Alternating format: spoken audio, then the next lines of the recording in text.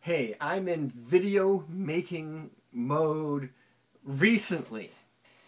So I've got some more thoughts and ideas on the market, most specifically precious metals. So here's one thing about semi-numismatic coins. Look at the mintages of some of these coins. Like the Lunar series, there's only 2,500 proof coins made a year. Some of these coins, there's less than 60,000 coins a year.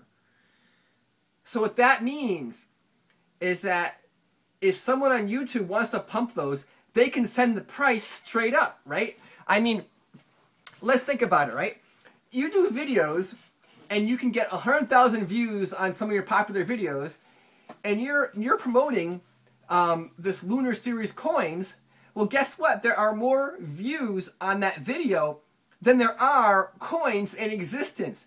So what can you do to this tiny market?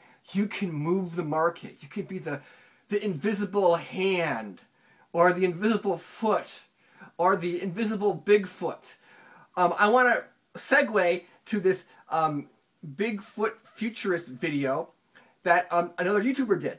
And he was a little bit mysterious and enigmatic about his message, but I think I understood his message. The point in this video was that there was a guy who was genuinely a Bigfoot aficionado, and he wanted to genuinely investigate Bigfoot. So when he first started doing this, he was considered an expert or guru on Bigfoot because he was asking all kinds of questions, saying, is this thing real? And blah, blah, blah, blah, blah.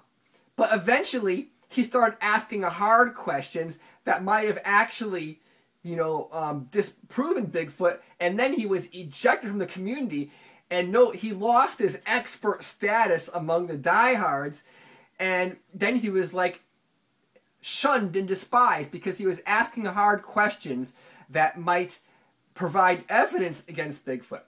So I think that the guy who did this video, Bigfoot Futurist, what he was saying was that I was the silver version of this Bigfoot guy.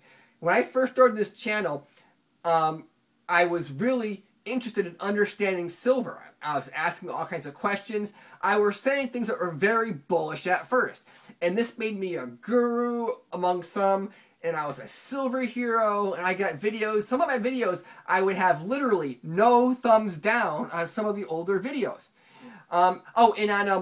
And on someone else's video, Ernie, someone was joking saying this video had no thumbs down, so I gave it a thumbs down. They thought they were being funny, but they're being a real jerk. I mean, the purpose of this purpose is I want to see what the real sentiment is. I don't want someone being a joker saying, I'm going to give it a thumbs down because it's funny. No, it's not funny. You're not being funny. You're being a jerk. You're kind of like ruining our job for us because we want to have honest sentiment. If someone doesn't like me and they're honest about it, I'm okay with that. If someone likes me and thumbs down to be funny, I'm not okay with that because it ruins the feedback we're getting. They think that spoiling the feedback is funny. It's not, because we want to actually provide better content. If someone's being funny, it ruins things. Okay, I'm getting off my soapbox now. Okay, so getting back to this thing with the silver is I was asking questions, and I generally was really excited about silver because it was going up, right? When it's going up, I was excited. And then when it started going down, I started sounding very skeptical. And then amongst certain groups, I lost my guru status, and then I was like a shill and all these things, right? Well, at first I was like, oh. But then I was like, wait a second. If this is an indicator of reality, if this teaches me a lesson about how things work, oh, okay, I think I'd rather understand reality than get thumbs up or be considered a guru. Because, I mean, what's most important is whether you understand something, not if others perceive that you understanding. Because when it comes to money and wealth, the more you understand, the more you can make. And if you're not understanding it and you're losing money, but people think you understand it, I would rather have the increase of wealth than having others perceive that I have the increase in wealth, if that makes logical sense. But I was starting to realize that learning real truth, because this whole thing started off as like, quote, a truther movement, right? And the word truther now is tainted nowadays because the word truther is tainted. But without using these negative connotations, the word truther is a very positive thing. You want to find the truth. I wanted to find the truth about silver, and I believe I found the truth. Initially, on my silver truther journey, I was very popular, and then I became less popular, but that didn't matter. All that mattered was I found truth.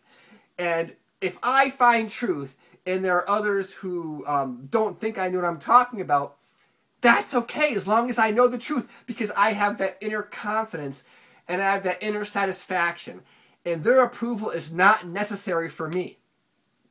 Once I find truth, someone else's approval of whether I believe a falsehood or a truth is irrelevant, because I've got the truth. Okay, so that's kind of what I believe is that message in that video. And some people thought that, you know, Don was trying to be like insulting or whatever, but I don't. That was my perception, and I think that was the right perception. And doing another segue is in that video I did where I said that I thought that Danielle and Kiyosaki were clashing. I thought Danielle looked really upset. Someone posted a comment and said, "I didn't see that at all. They seem to get along," or something to that effect.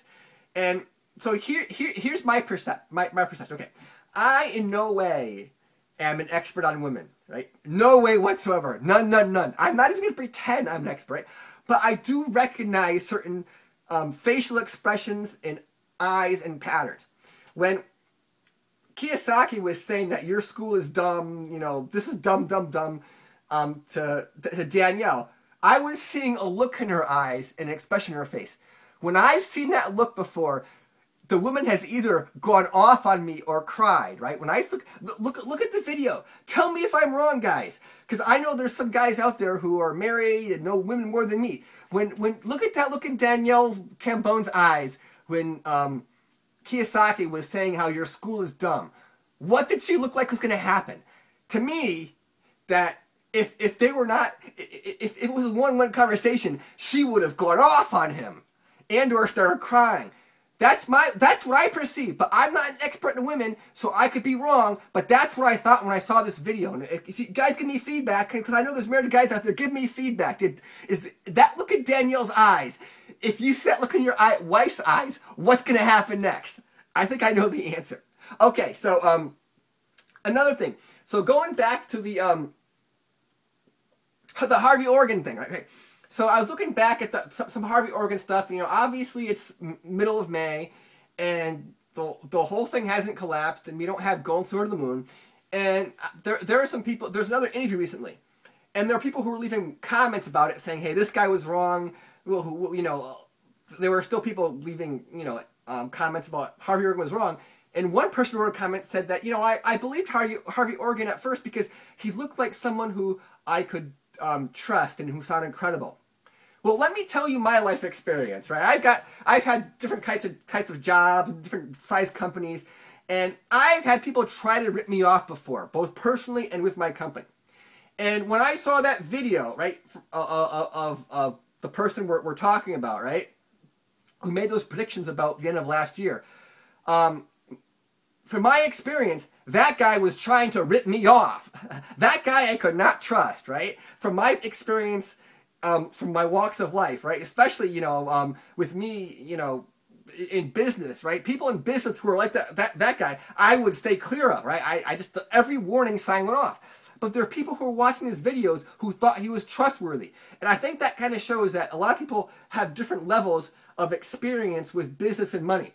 Because I admit, when silver came out, I was like, people have said, what a believer Joe was. He was doing handstands in a believer. And you're right. I'm a believer kind of person. Like, I want to believe. I want to believe people are good. I want to believe I can get rich. I want to believe all these things. But guess what? The moment it costs me money, I'm out of there, right? A belief system, right? I'll go headlong into it. But this moment that belief system is going to cost me one dime, I'm out, right? It's gone. It's over. Because if that belief system wasn't true, it wouldn't be so bad for my financial health. Now, that is different than donating to charity. I'm talking about you buy into a system and then you lose wealth. See, that's the switch that goes on and that goes on in my head. And I think that's a good self-defense switch. So thanks for watching, and everybody be well.